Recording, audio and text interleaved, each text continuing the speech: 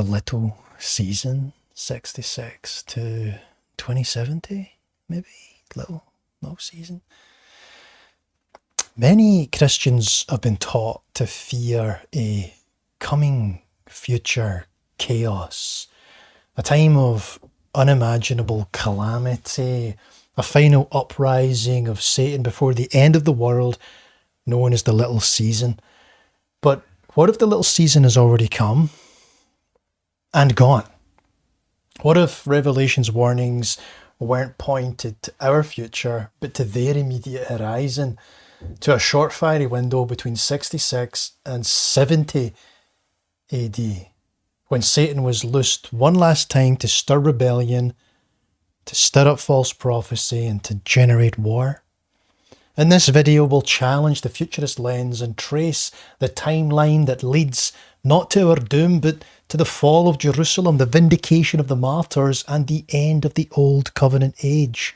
We'll explore how Revelation's imagery syncs with the Jewish war, how Satan's binding and loosing speaks of authority, not geography.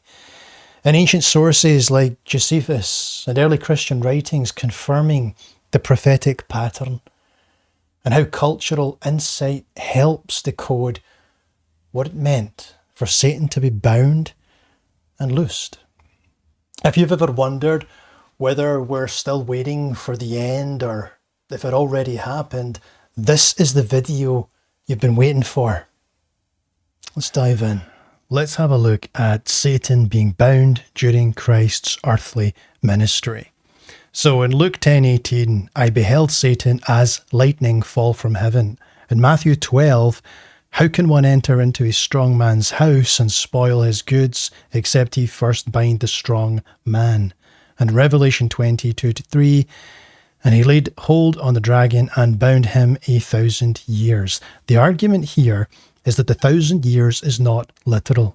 It marks a symbolic era of gospel progress, beginning with Christ's victory over Satan during his ministry.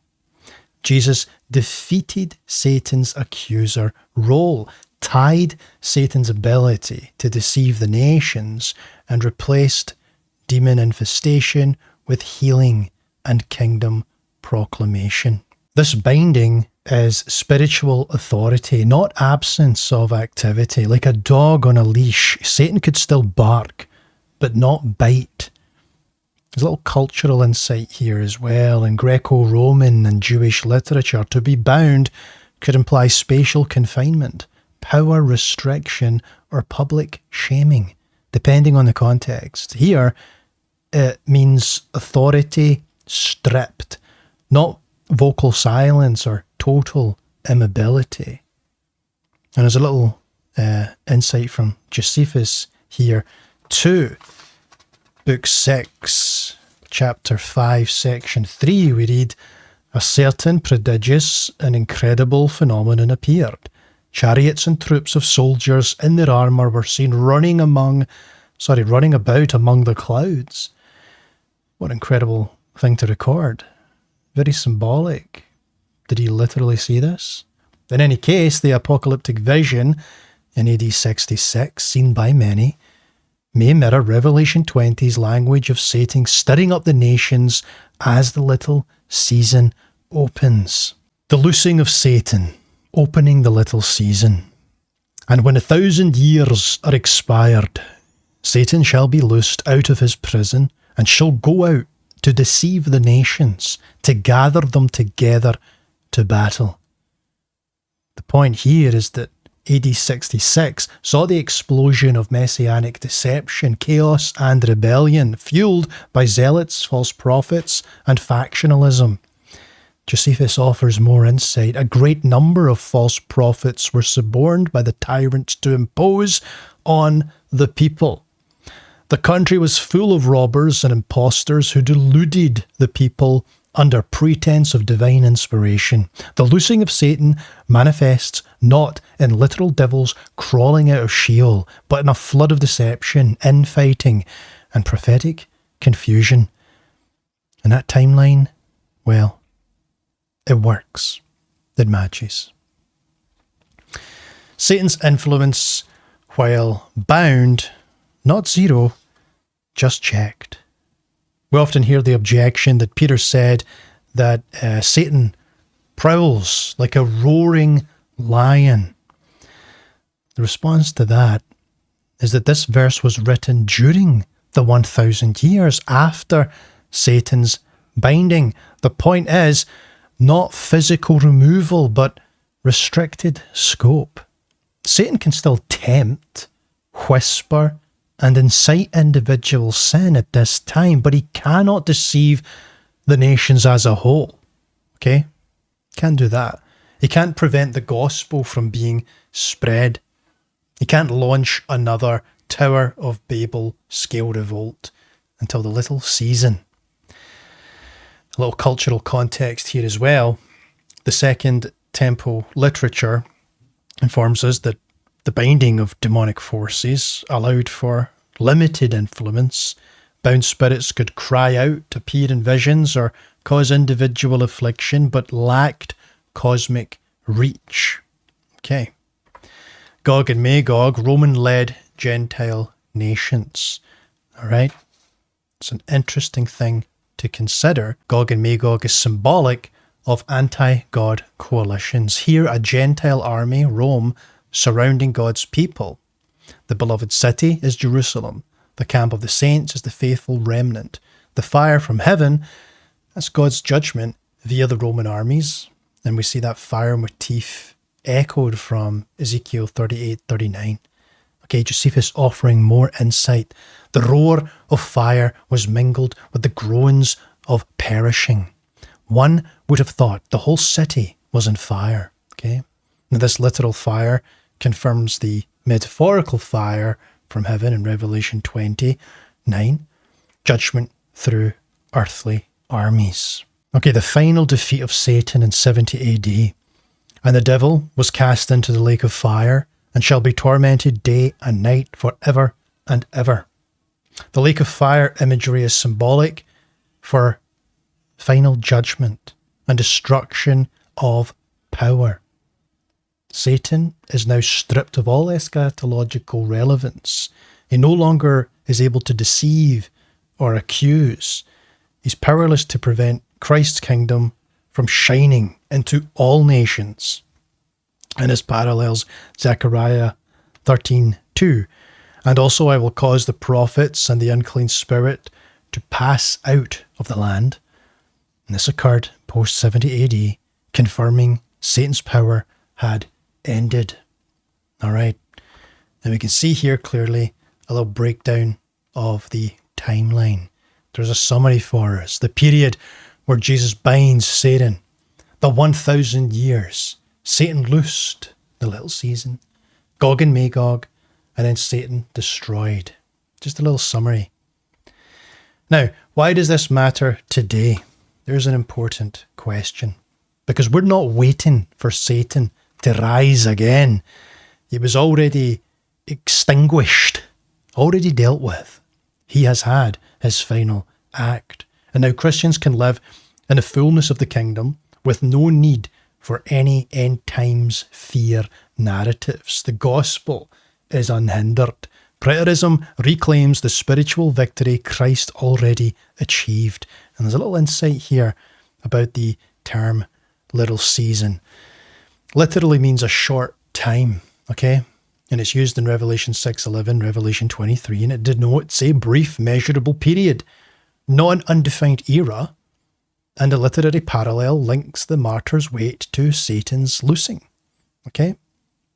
I think that's clear from the text, but we haven't made the most powerful point yet.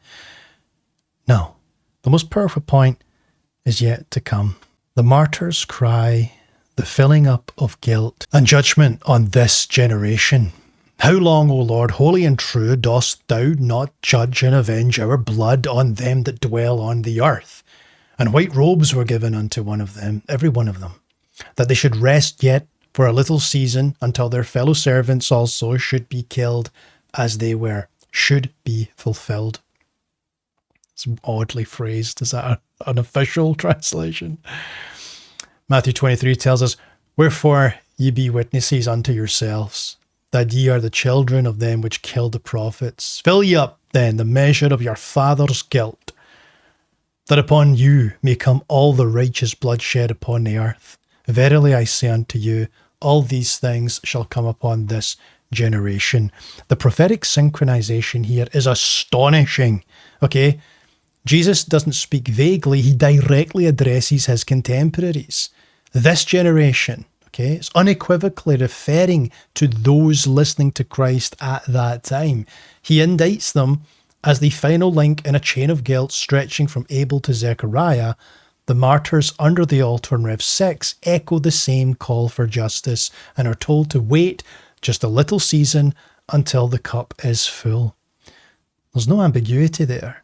Jesus confirms that this judgment will happen within his own generation. This ties precisely to Revelation's symbolic little season, a final, brief waiting period for justice. The destruction of Jerusalem in AD 70 was the climax of this prophecy, the vindication of the martyrs and the execution of covenant wrath. And there it is, folks. These all align with a single short-term timeline ending in AD 66 to 70, the little season. If the little season ended in the flames of AD 70, then we're not still standing on the edge of doom. We're standing on the far side of fulfilled prophecy. Satan had his final revolt. The martyrs have been avenged. The stronghold of the old covenant system has fallen. This changes everything. It means we don't live under threat. We live in the light. The kingdom has come. The accuser is silenced. And the gospel is no longer restrained. This isn't just a theological detail. It's the key to recovering joy, confidence, and mission. So the next time someone says it's all going to get worse before it gets better, you can say it already got worse. And now it's only getting brighter. If this opened your eyes, like, share, subscribe for more.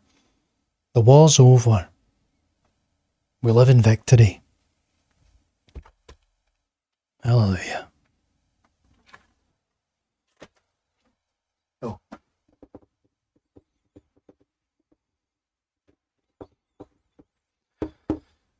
It's more like it.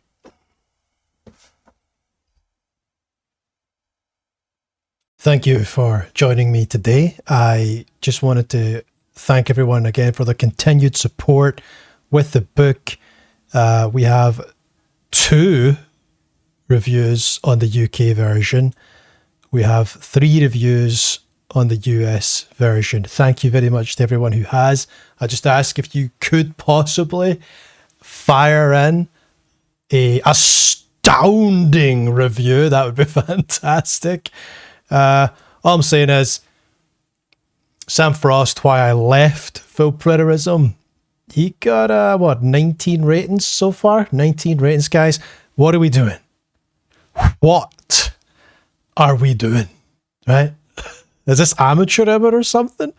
So, if we could, let's fire in some reviews. That'd be fantastic, guys. And unless you're happy with this, unless you're cool with that, right? I'm not even going to touch Anton LaVey's Satanic Rituals book. He's doing numbers, right? He's doing numbers. We're just lackadaisically waking up. It's like, no, we need to launch this thing into the stratosphere. On that note, I have reached out to Jeff Mara, who has a podcast with over 250,000 subscribers, and it's sort of within his wheelhouse, and I've got other experiences that will appeal to his audience, and the way I'm framing it all, I think it could produce some good content for a Jeff Mara episode. And with that kind of audience, the book will be well and truly launched. So I'm excited. I'm waiting to hear back. I only sent the email a couple of days ago. And that should be fantastic. I'm looking forward to all that. So again, thank you so much for your support, guys. It's so exciting. What a wonderful thing to be a part of.